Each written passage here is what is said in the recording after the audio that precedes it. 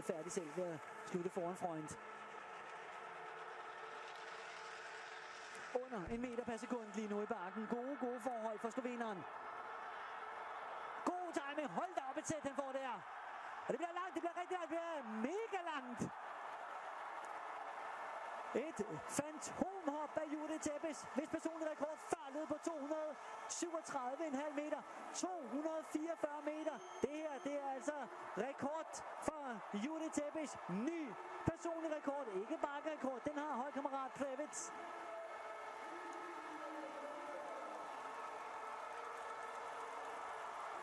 Og jeg ved helt sikkert, hvem der kommer til at tage førstepladsen nu.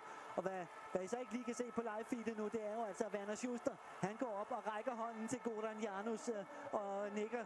Er det Schuster, der her erkender, at nu er pointene så småt ved at være talte for Freunds vedkommende.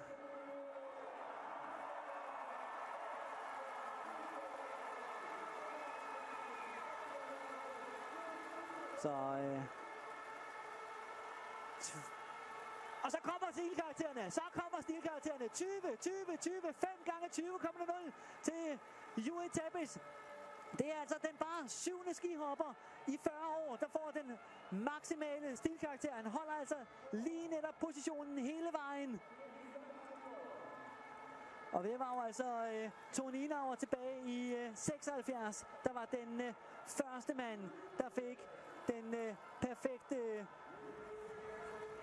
Og nu begynder de så at komme en efter en her. Vi fik i fredags og prøver at